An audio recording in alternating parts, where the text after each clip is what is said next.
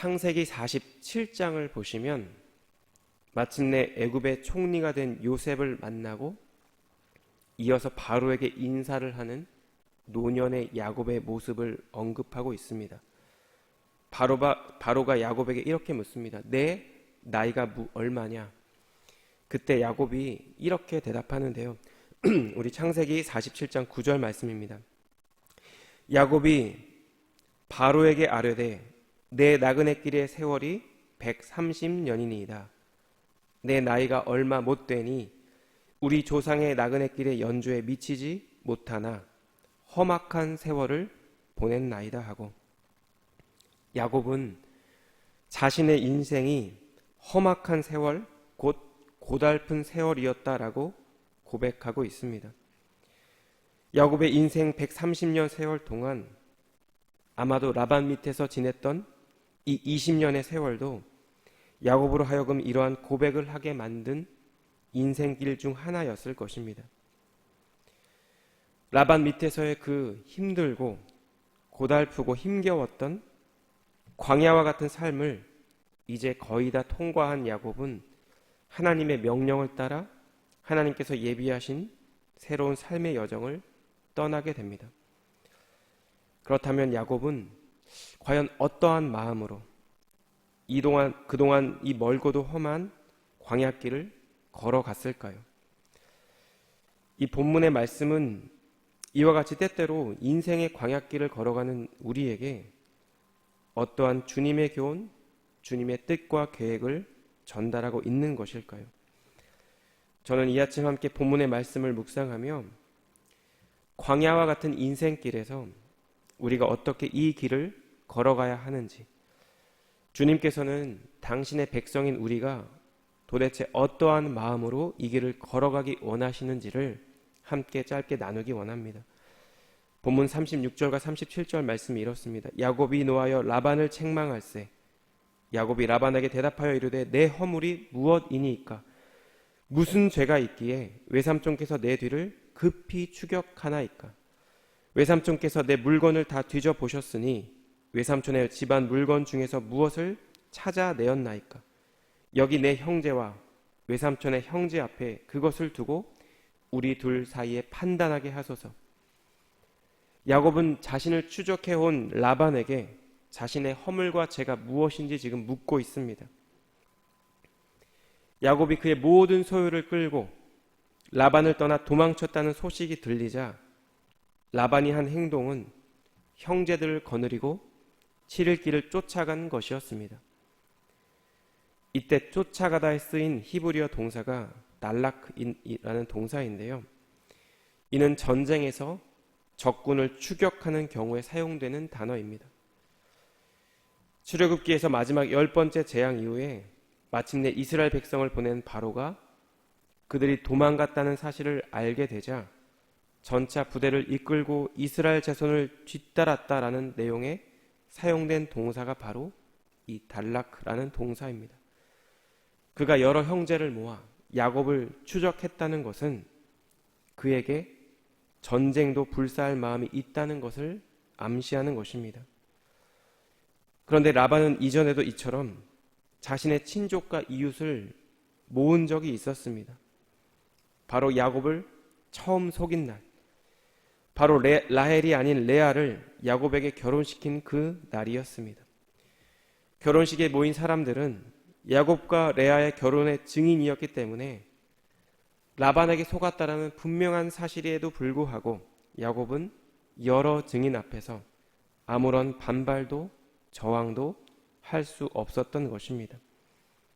그런데 이번에는 라반과 함께 야곱을 추적해온 그 사람들이 드라빔을 찾기 위해 야곱의 장막 이곳저곳을 뒤지고 있습니다. 라반의 의도와는 달리 이제 그들은 레아의 결혼식 때처럼 라반을 돕는 증인이 아니라 야곱의 장막에 그들이 찾던 드라빔이 없다는 것을 증언하는 증인으로 그 역할이 바뀌어 버리고 맙니다. 이어서 야곱은 그동안 라반 밑에서 일하면서 겪었던 여러 불합리한 일들, 그동안 차마 말하지 못했던 여러 이야기들을 라반에게 쏟아내고 있습니다. 38절에서 40절 말씀이 그 내용인데요.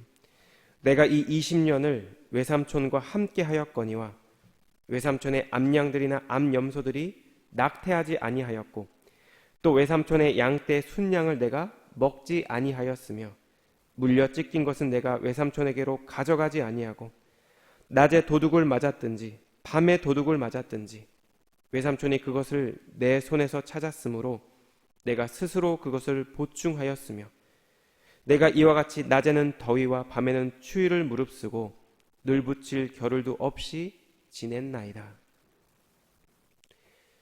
내 형 에서의 분노가 풀리기까지 잠시 가 있으라. 이 어머님 말씀을 따라 잠시 피난처로 왔던 이곳에서 그는 무려 20년이라는 세월을 품꾼으로 보내게 됩니다. 그는 자신보다 더 교활한 외삼촌 라반을 통해 진짜 인생의 광야를 만나게 된 것입니다. 그리고 그 험난한 광야길을 지나가며 아마도 지금까지는 이야기하지 못했던 몇 가지 중요한 이야기를 라반에게 쏟아내고 있습니다. 대체적으로 4가지로 요약할 수 있는데요. 첫째로 야곱은 그가 라반의 가축을 목축하는 동안 가축들이 낙태했던 일이 없었다라고 이야기합니다. 이는 야곱이 목축하는 기간 동안에 하나님께서 성실하게 일었던 야곱을 통해 라반의 소유의 복을 내려주셨다라는 것을 의미합니다. 쉽게 얘기해서 야곱을 통해 라반이 복을 받은 것입니다. 두 번째로 야곱은 그가 목축하는 동안 순양을 먹지 않았다라고 이야기합니다. 당시 근동의 관례상 주인의 양떼를 치는 목자들은 순양 한 마리는 언제든지 먹을 수 있는 권리가 있었다라고 합니다. 하지만 야곱은 자신의 합당한 권리도 포기하며 라반의 가축들을 목축했던 것입니다. 세 번째는 가축이 야생 동물에게 물려 찢기더라도 야곱이 그것을 라반에게 가져가지 않았다는 것이고, 네 번째는 심지어 도둑을 맞았어도 야곱이 자신의 것으로 분실한 것을 보충했다는 이야기입니다. 이러한 야곱의 발언 가운데 우리가 주목할 것은 세 번째와 네 번째 경우인데요. 고대 이스라엘에서 목동이 가축을 치는 동안 야생 동물에 의해 가축이 잡아먹히는 경우 혹은 도둑 맞는 일들이 종종 발생했었을 것입니다. 출애굽기 22장에는 이러한 경우에 어떻게 해야 될지에 대한 내용이 언급되어 있는데요. 10절에서 13절 내용입니다. 사람이 낙이나 소나 양이나 다른 짐승을 이웃에게 맡겨 지키게 하였다가 죽거나 상하거나 끌려가도 본 사람이 없으면 두 사람 사이에 맡은 자가 이웃의 것에 손을 대지 아니하였다고 여호와께 맹세할 것이요 그 임자는 그대로 믿을 것이며 그 사람은 배상하지 아니하려니와 만일 찢겼으면 그것을 가져다가 증언할 것이요 그 찢긴 것에 대하여 배상하지 아니할지니라.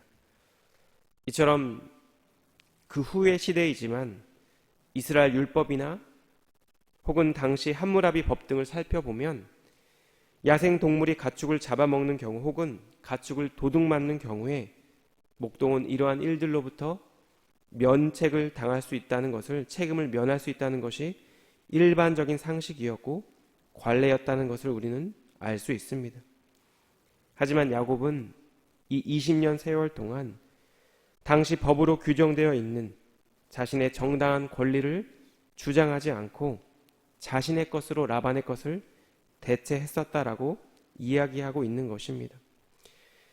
라반에게 쏟아놓듯 하소연하듯 이야기하는 이 야곱의 이야기를 우리가 잘 들어보면 그는 어느덧 자신의 것을 손해보면서까지 남의 것, 곧 삼촌의 소유를 지키려고 애쓰는 사람이 되었다라는 것을 우리는 알 수 있습니다. 자신의 것이 아니라 남의 것을 위해 낮에는 더위와 밤에는 추위를 무릅쓰고 눈 붙일 겨를도 없이 지내는 그런 사람이 되었던 것입니다. 그가 처음 라반에게 약속했던 기간은 라헬을 얻기 위해 약조한 7년의 기간이었습니다. 그리고 라반에게 속았다는 사실을 깨닫고 야곱은 라반 밑에서 13년의 세월을 원하지 않는 그 세월을 더 품꾼으로 보내게 되었습니다. 형의 장자권과 축복권을 빼앗기 위해 아버지를 속일 만큼 교활했던 야곱에게 도대체 어떤 일이 있었던 것일까? 야곱은 도대체 어떻게 이렇게 광야 같은 그 상황 가운데 자신의 직무와 책무를 온전히 이루기 위해 성실히 살아갈 수 있었던 것일까요? 이에 대한 해답을 우리는 본문 41절과 42절에서 찾을 수 있습니다.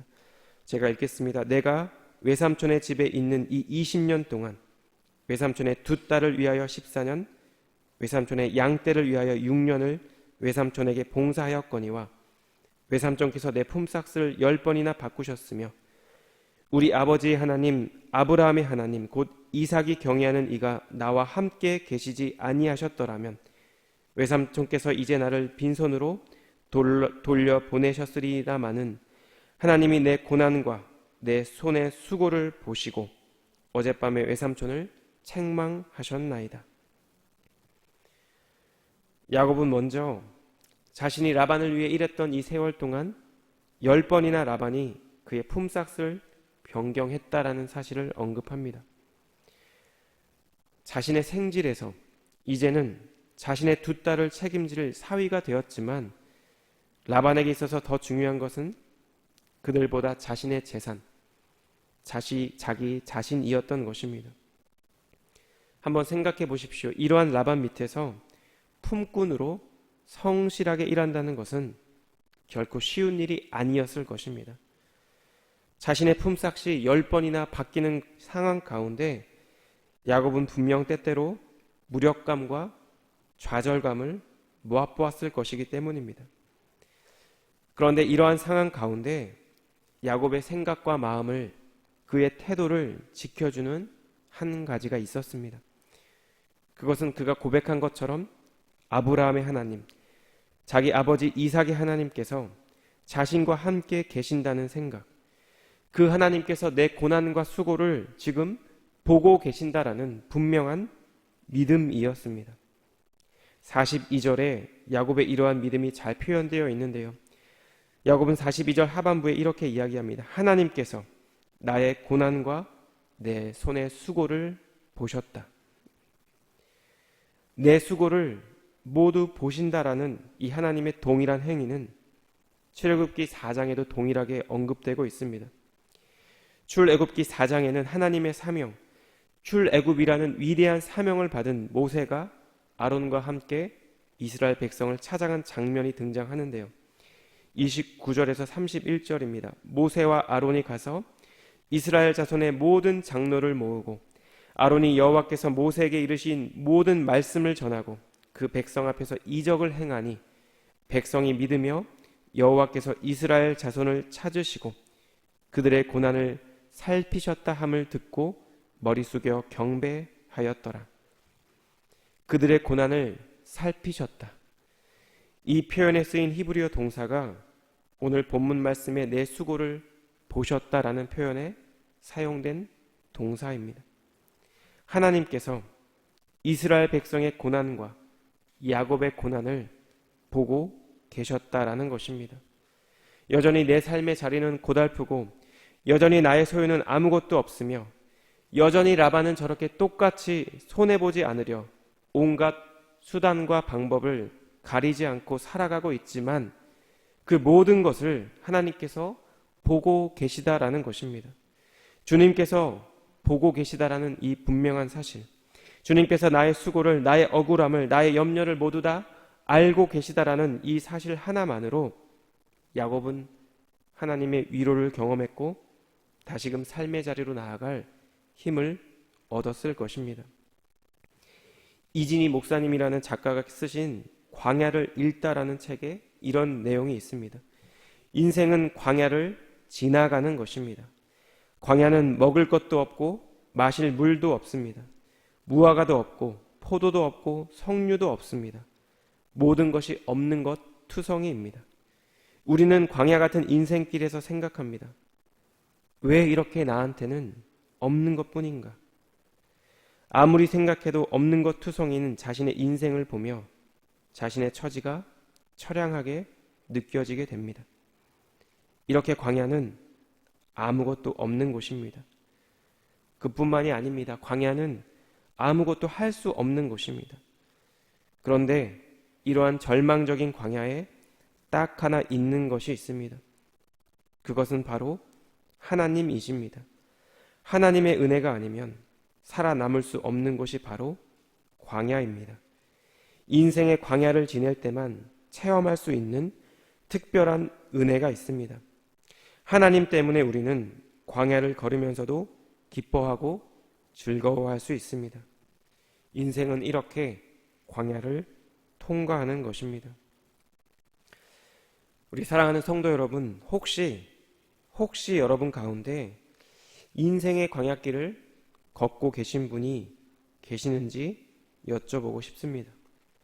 내 인생 가운데 나의 것, 그리고 내가 할 수 있는 일이 아무것도 없다고 느끼며 살고 있지는 않은지 물어보고 싶습니다. 이 광야길 가운데 어느덧 몸도 마음도 지쳐서 무기력하고 힘겨운 하루하루를 살아가고 계시지는 않은지 여쭤보고 싶습니다. 아마도 야곱에게 있어서 레아와 결혼한 후에 라헬을 얻기 위해 그리고 품꾼으로 지내며 일했던 13년의 세월이 인생의 광야길 같았을 것입니다. 더위와 추위를 무릅쓰고 죽도록 일해도 자신의 소유로 할 만한 것이 아무것도 없었고 자신이 할 수 있는 일이 아무것도 없다고 느꼈기 때문입니다. 하지만 그에게는 그를 살펴주시고 그의 수고를 보고 계시는 하나님이 계셨습니다. 이것이 동일하게 교활한 인생을 살았던 라반과 야곱의 인생을 가르는 가장 큰 차이점입니다.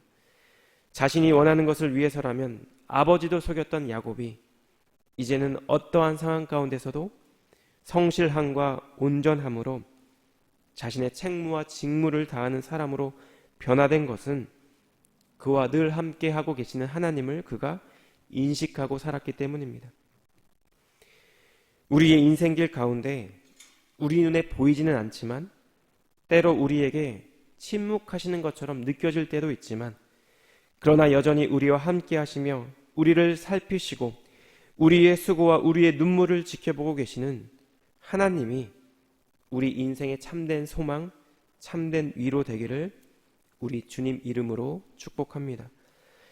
이스라엘 백성의 고난을 살피신 하나님, 야곱의 광야 같은 삶 가운데 그의 수고를 지켜봐 주시고 알고 계신 하나님께서 지금도 동일하게 우리의 수고 가운데, 우리의 헌신 가운데 선하게 행하실 것입니다. 하나님을 사랑하는 자, 곧 그의 뜻대로 부르심을 입은 모든 자들에게 합력하여 선을 이루실 그 주님과 동행하는 우리 사랑하는 하늘의 교회 모든 성도님들의 복된 하루, 복된 인생길 되기를 우리 주님 이름으로 축복합니다. 기도하겠습니다. 사랑하는 주님, 이 아침 야곱의 광야 같은 인생 가운데 그와 함께 하시고 그의 수고와 눈물을 알아봐 주시고 그의 삶을 인도하신 하나님의 은혜를 묵상하게 하시니 감사합니다. 하나님, 라반 밑에서 고난의 세월을 보냈던 야곱과 같이 우리도 때때로 맞이하게 되는 우리의 광야 같은 인생길에서 우리와 함께 하시는 주님을 바라보는 믿음을 우리에게 허락해 주시기를 원합니다. 우리의 삶의 모든 자리에서 주님께 하듯 주어진 일들을 성실하고 신실하게 감당할 수 있도록 하나님 우리와 함께하여 주시고 위로해 주시고 날마다 새 힘을 더하여 주시옵소서. 우리의 상한 마음을 안아주시고 우리의 삶 가운데 선하게 행하실 주님을 바라보며 한 걸음 한 걸음 나아가는 우리의 복된 하루 될 수 있도록 하나님 은혜를 베풀어 주시옵소서. 그렇게 행하실 주님께 감사드리며 이 모든 말씀 존귀하신 예수님 이름으로 기도드렸습니다. 아멘.